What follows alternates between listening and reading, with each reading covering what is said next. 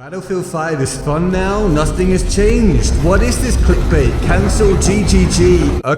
Okay, breathe. Recently, I've been playing Battlefield 5, something at one point I considered not doing again until hell freezes over, and yet here I am running around in what is apparently World War II as DICE manifested it. So it's time to address that. This isn't a super in-depth review of the game at this point, although that is coming with my yearly Is Battlefield 5 Worth Your Time? Insert year, plus also the same for Battlefield 1, so do keep your eyes out for those. But today this is a much more personal, individualistic take, whilst it also applies to a very important point where Battlefield 6 is concerned, or whatever they're going to call it, for absolutely all of you listening and everyone that's going to play it. And with that said, let's not waste time. Here's the mandatory plug for you to subscribe. Some of the gameplay in this video may have been recorded in front of a live audience, so if you enjoy it, you can catch me streaming here on YouTube by subscribing and maybe turning on notifications. I look forward to seeing you on the streams. And now let's get into the meat of the issue. By the way, my preferred meat currently is chicken, just about. Feel free to share yours in the comments because I want to know. Beef, pork, plant-based, whatever. Let's start a food war of some kind. So as I'm now streaming almost every day, I need a game or games to play, and for quite a while that meant Battlefield 1 on a daily basis, and then after a while I threw back in a little bit of BF5 here and there, but basically hated it, complained all the way through, and did nothing to help the positivity of my stream or my mental health. But then that eventually became playing BF5 a bit more, and then it became every other day, and now I'm actually playing BF5 more than BF1 on stream. What the frick, GetGoodGuy? You regularly say the game is just fine and like a 5 out of 10 and all that kind of stuff. Well, yeah, the game for me overall is still exactly that. But, and this is important, when I can tailor it to my personal tastes, it's actually fairly decent. And yet, I can rarely do that. So now tell me if this sounds familiar to you, whether they be words from your mouth or someone else's.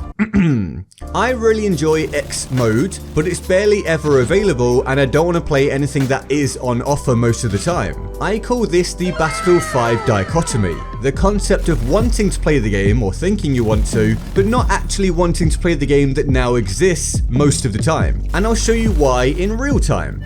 This is the Battlefield 5 server browser on a random day. I am in Europe, so I'm going to search for games within Europe. Now, the problem is that with the BF5 play numbers being fairly low at one point, or very low at one point, the solution that DICE landed upon was to get rid of a lot of the permanent modes and make them temporary modes at certain times to force people to populate just a few modes. That has resulted in this. Ready? Breakthrough, we can play. Conquest, we can play. Domination, nothing available. Front lines, we cannot currently play. Grand operations, the big ticket one for this game, we cannot currently play. Outpost, well, it is available as one lobby, but still it counts.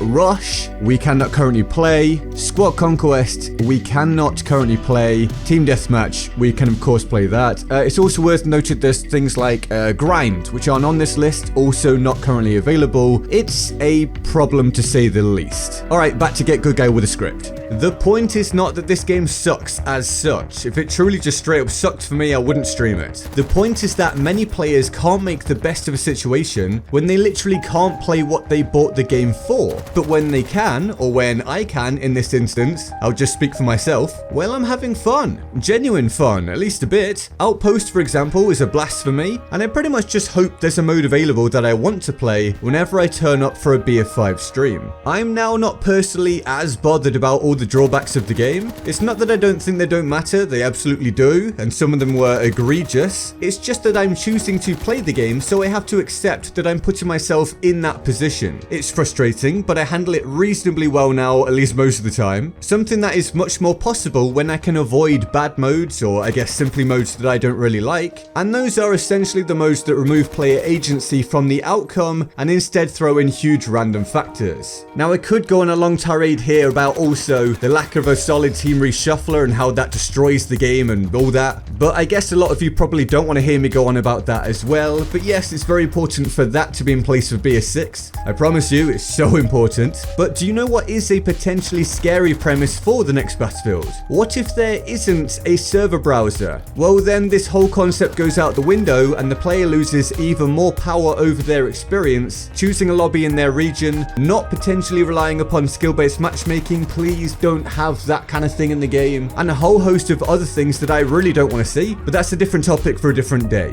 The point is, I am honestly enjoying this game a reasonable amount when it's the game that I want to play, which is pretty awesome because I really didn't think that would ever be the case at one point. The sad part is that it isn't something I can rely upon at any given time, which worries me for what might come after this game. I really don't want to see DICE create this or a potentially worse problem again. But you may say, what is it that I'm actually enjoying when I'm playing then? What is it that I'm getting a release of endorphins from within this set of code that some of you watching will class as nothing more than like digital swamp mud or whatever? Yeah, I know some of you hate it, it's fine. Well, a very key change that occurred after some of you left the game behind is enemy icons appearing when you get very close to them now. Basically very close range 3D auto spotting, which sounds pretty terrible on paper. I know that, and no, I don't think it's the best system in the world, but it was kind of needed in this specific game with the problems it's got, because what it does do in this specific game is tip the balance just slightly back a bit towards movement-based players, speeding up that super slow meta just a little bit.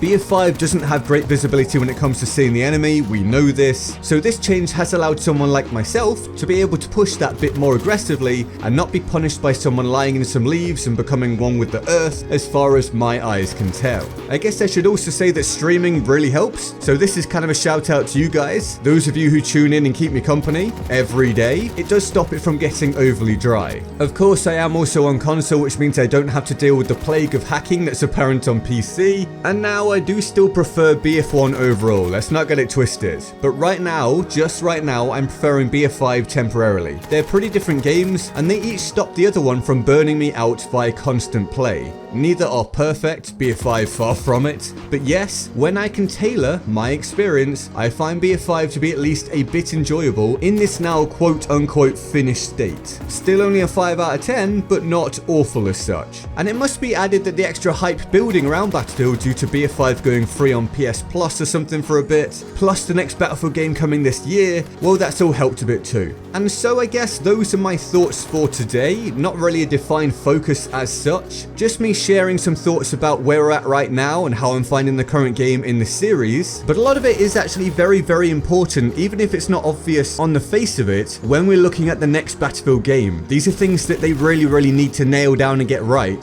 to not have these large unnecessary problems to combat whilst also trying to tweak the game and please the player base and such like. Don't create more problems than you need to, just provide people with the parameters that they want and then make the overall game good. Voila, it should be a success. Let's hope so. And everything is set to change later this year with that next release, but for now, things are at least decent. So, be sure to let me know what you think of any of this, or how you feel about BF5, or indeed the next Battlefield, and what's your favourite meat or meat replacement in the comments, because I'm just fascinated today for some reason. Thank you for watching. If you enjoyed, then be sure to subscribe for me and like the video to help it to spread. Thank you. I guess a dislike if not. All the links to my Twitter, Discord, Instagram, and Patreon can be found in the description. And speaking of Patreon, a big thank you to all of my patrons on the Board of Awesome. Your support is really appreciated, as is that of my channel members who enjoy exclusive channel perks via hitting the join button below.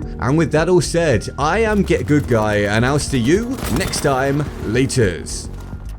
This one was obvious, there was simply no chance it wouldn't be in this video, and indeed featured on the thumbnail. It's not as overpowered as many think it is, but I do believe it's a bit overtuned and invalidates some other guns in their optimal range. Basically, you're going to be limited to pretty close range, but you have a very fast fire rate